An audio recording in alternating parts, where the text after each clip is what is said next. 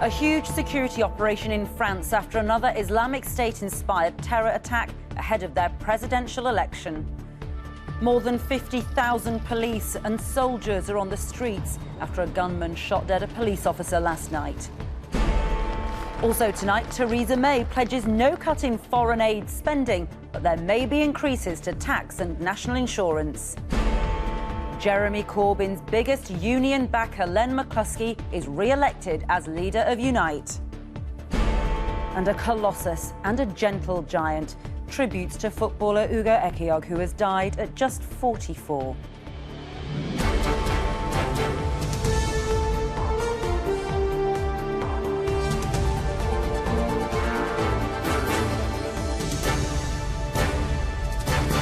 This is the ITV Evening News with Ranveer Singh.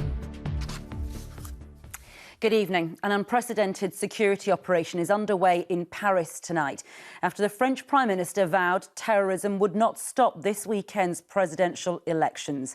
Tens of thousands of police, soldiers and special forces will be on guard across the country following last night's shootings on the Champs-Élysées. It's emerged the gunman who killed a policeman was known to the authorities and died alongside a note praising so-called Islamic State. From Paris, our Europe editor, James Mates, reports. Parisian police officers stand in silence in memory of a dead colleague. Gunned down last night at this spot on the Champs-Élysées. A body of men and women who have been under near constant threat for more than 2 years now. This eyewitness video is blurry, but the clearest view yet of what happened last night. The gunman, standing in front of a police van on the right of the picture, shooting 3 policemen, killing 1. In his hands, what was described as a military weapon. Within moments, the gunman, too, was dead, filmed by another eyewitness as he lay on the pavement, and named today as Karim Cherfi, born in France, previously jailed for shooting a policeman, known to police as a man who had been radicalised. This morning, an eyewitness described the scenes of panic among shoppers and tourists. Absolute panic. I mean, crazy. People falling down, stepping on each other, hit face planting. I mean, it was a mess. Within hours, even as the police were searching the gunman's home, this brutal attack had become part of a presidential election, now just 2 days away. The candidates declared campaigning at an end, but Marine Le Pen of the far-right Front National wasted no time in blaming the attack on the government's weakness in the face of Islamic extremism. We need a president who acts and protects, she declared, which earned a stern rebuke from the country's Prime Minister, Bernard Cazeneuve. She seeks, without shame, to exploit fear and emotions for purely political ends, he said. The people of Paris returned to the Champs-Élysées and its surrounding streets this morning, trying to focus on the tragedy itself rather than the political choice they must soon make. For the time being, they leave their own tributes at the scene of the shooting, while the authorities prepare a national memorial to police officer Xavier Jugelet, 37 years old, a veteran of 6 years, who had also been on duty during the attack on the Bataclan nightclub 18 months ago.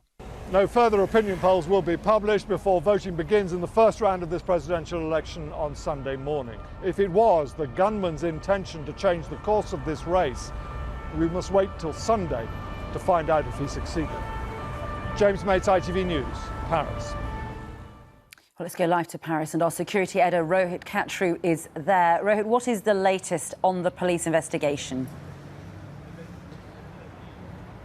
Well, prosecutors have been updating us in the last couple of hours about their investigation. This is a process they're more than familiar with now. After all, 238 people in France have been killed by jihadist terrorists in the last 2 years. What they say is that this 39-year-old suspect was born in the suburbs of France. They confirmed that, yes, he was known to them through his long criminal history, but they add that there was no sign of radicalization. That is likely to take some of the heat out of the accusations being made against them. They say that in the weapon that was found just here yesterday after the attack, there was a bag which contained 2 knives, a shotgun and munitions, and next to his body a handwritten note which appeared to include some sort of justification for the existence of IS. That's what they were able to say tonight.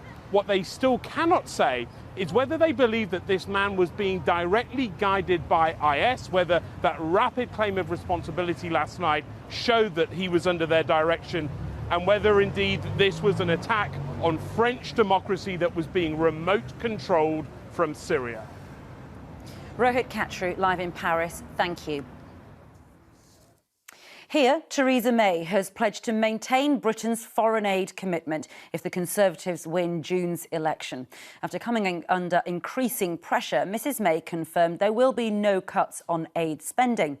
But the Chancellor hinted that a previous manifesto pledge not to raise national insurance, income tax or VAT could be scrapped. Here's our political correspondent, Paul Brand. Theresa May wants us to stick with her, so where better to come today than her own constituency, where they've been doing that for 20 years. This election is about leadership, it's about stability. It is about continuity, she told pharmaceutical staff in Maidenhead, the same Prime Minister, and for the second time this week, even the same policies, as she recommitted to spending a fixed percentage of Britain's income on foreign aid, to an extent. Let's be clear, the 0.7% commitment remains and will remain. What we need to do, though, is to look at how that money is spent and make sure that we are able to spend that money in the most effective way. But not all her predecessors' pledges will stay. Today, the Chancellor hinted he could drop this promise in 2015, not to raise income tax, VAT or national insurance. He tried to hike the latter in his budget before a U-turn. But now he can make his own rules in case Brexit threatens his favourite figures. A record high number of jobs, 2.8 million new jobs created since 2010, a deficit down by 2/3 since 2010, and an economy that's grown by nearly 15% since 2010. We're going on a bear hunt. We're going to catch a big one. Today, the Labour leader tried to snare the Prime Minister on education, promising to cut class sizes as he visited Bristol. The Conservative government is more interested in cutting the funding for schools and at the same time spending hundreds of millions on grammar schools and some new free schools, whilst at the same time the rest of the schools having to collect from the parents in order to buy books and buy equipment for the school. This is what we've come to in this country. Thanks for coming out. But today the Lib Dems arrived in Labour territory, claiming money and members are flocking to them, even if this flock in Manchester was modest in size. We are the only clear opposition to the Conservatives, opposing a hard Brexit, opposing exit from the single market, and being a clear and effective, decent opposition on every other level. But basically, if I set out why I think this is an important election and why I thought The Prime Minister ended her day at a school. One more subtle message about the future of this country, which, perhaps like all elections, is being sold as a choice between continuity or change. Paul Brandt, ITV News. Well, the Labour leader Jeremy Corbyn had an early election result to cheer about today. His preferred candidate, Len McCluskey, was voted back in as General Secretary of Unite, Britain's biggest trade union. Angus Walker is outside the union's headquarters in London tonight. And Angus, just explain why this is such a big boost for Mr Corbyn tonight. Yeah, it's a keenly watched contest because whoever leads this union also leads to some extent the broader Labour movement. This was a bitter battle between Len McCluskey, a supporter of Jeremy Corbyn, and his closest rival Gerard Coyne, who wanted to move the union into more centre-left direction. A bitter battle with Gerard Coyne accusing Len McCluskey of being Jeremy Corbyn's puppet master, and Gerard Coyne being accused of somehow plotting with Blairite MPs to destabilise Jeremy Corbyn. After the result, Gerard Coyne said he'd been bullied and intimidated and pointed out that the result had come on a very low turnout for Len McCluskey. I think in terms of the turnout of 12%, and despite the high profile in the media, this is no ringing endorsement. And all of us that have been involved in this election have got to learn lessons of what our members have said to us. Yes, this power struggle at the top of the trade union had extra significance because of the snap election, because if there is going to be a Labour leadership contest in the event of a Labour defeat after June the 8th, then Len McCluskey stays here to make sure that even if Jeremy Corbyn has to go, his agenda and policies continue. Angus, thank you. German police say the man they have arrested on suspicion of bombing the Dortmund football team's bus last week may have done it for money. They say the suspect did not have links to radical Islam, as first believed, according to prosecutors. He is a stock market trader who had bought thousands of shares in the club and stood to profit if the value of the team fell. The outstanding career and remarkable kindness of former Aston Villa and England defender Ugo Ehiogu was remembered today after his shock death at the age of 44. England manager Gareth Southgate led the tributes, saying his friend and former teammate was a colossus on the pitch and a gentle giant off it. He collapsed from a suspected cardiac arrest yesterday. Paul Davies has more. This is how the football world remembers Ugo Ehiogu, a powerful defender who so very recently enjoyed a long and successful playing career. The many friends he made in the game can't believe they're mourning him so soon. We're all shocked and devastated by the news of somebody so young, who very, very quietly was making his way as a very talented coach. At 44, it's quite shocking news and a tragedy, and puts football into perspective. Although a London boy, it was in the West Midlands Ehiogu first made his name, with more than 200 appearances and 2 League Cup wins with Aston Villa. Andy Townsend was a teammate and a friend. He held in very high regard by everybody that worked with him. As I said, not only for his qualities as a player, but I just think for the man that he was a good guy. Ehiogu moved to Middlesbrough for a club record fee, and over 7 years enjoyed more success. Much of it, like at Villa, playing alongside Gareth Southgate. The now England manager today said, "I probably played more games with Ugo than anybody else in my career. While in many ways he was a gentle giant away from football, he was a colossus on the pitch." Ehiogu himself won 4 England caps and scored 1 memorable goal against Spain for Sven-Göran Eriksson's team. Since injury ended his playing career, he'd been making a name for himself as a coach, passing on his knowledge to a new generation at Tottenham. It was at the Spurs training centre he suffered a cardiac arrest.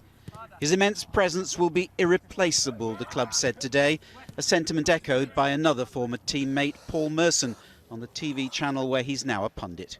You know what? Billy Joel sings about a song.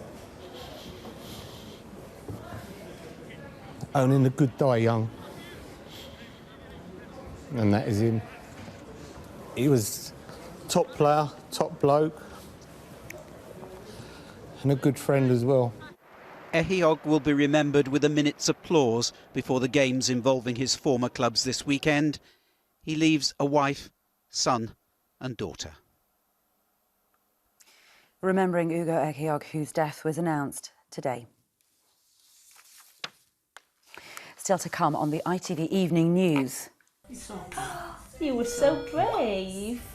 Why the family of this little boy need to travel to France to get the specialised treatment he desperately needs. And the tons of waste dumped near a school. We reveal nearly 1,000 incidents of industrial fly tipping. Those incredible pictures and more after the break.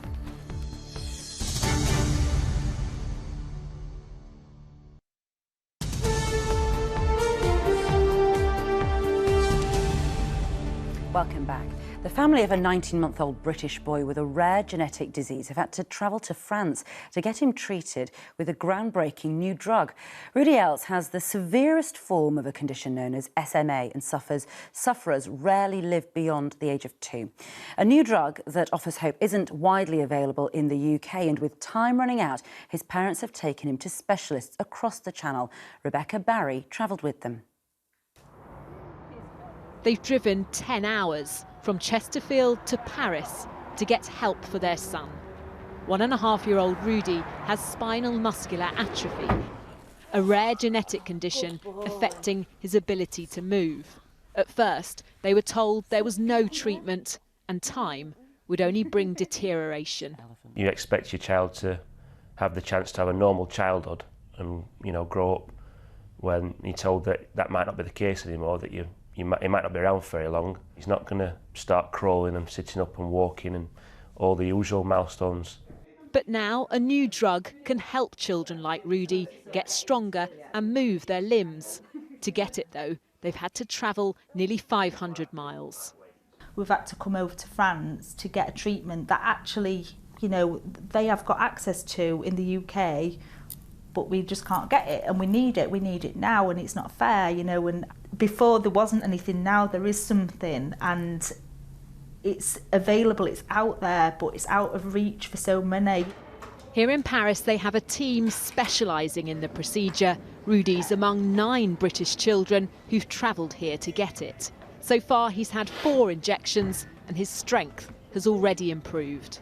Before, he was literally just like a rag doll. He was just so floppy, and even little things like I think, oh, his feet are moving a little bit more than what they did last week. There are 2 hospitals in the UK that can provide this treatment, but they can only take a handful of patients. John and Danny want it more widely available for the sake of Rudy and other children like him. He is literally like a little ray of sunshine, and he's just, you know, when we have our worst days, because there is, you know, we do have bad days where, you know, you struggle with, you know, little things, and, you know, even just seeing people, you don't want to have to have a conversation, things like that.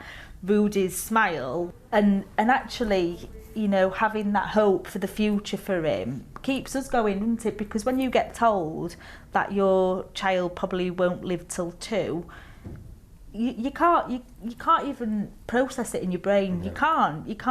You were so brave. NHS England says it has every sympathy with families like this, and it's currently considering whether there's enough clinical evidence to fund wider access to the drug.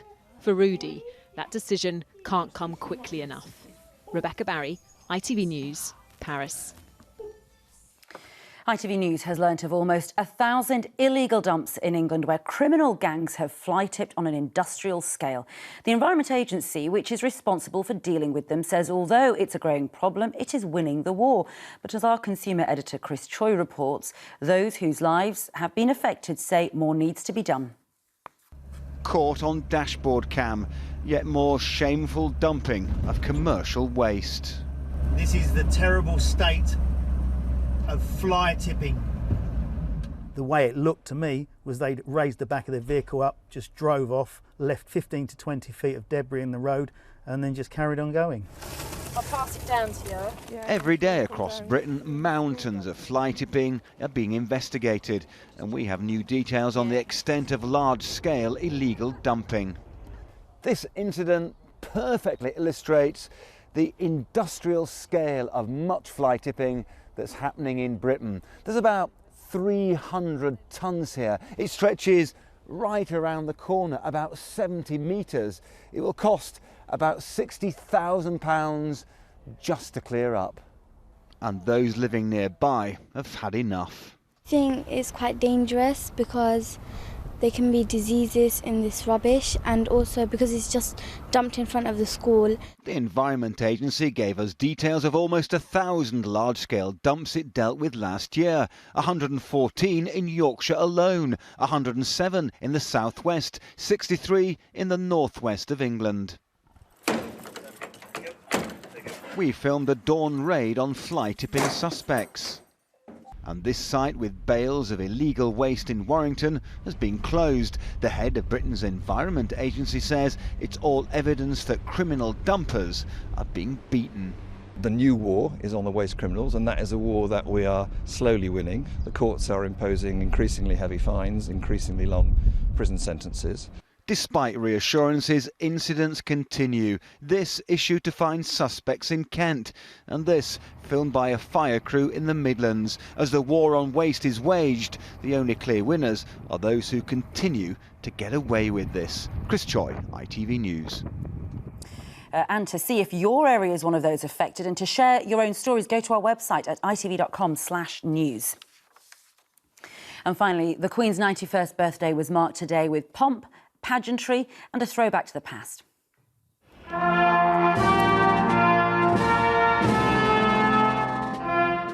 band of the Grenadier Guards played her Happy Birthday outside Buckingham Palace, and a royal gun salute in Hyde Park echoed across the capital as 41 volleys were fired. The royal family also released this touching photo of the then Prince Elizabeth with her parents, King George VI and the Queen Mother at her christening in 1926. That's all from us. Tom Bradby's here at 10:30 after the nightly show, but from all of us here on the evening team, a very good night. Bye-bye.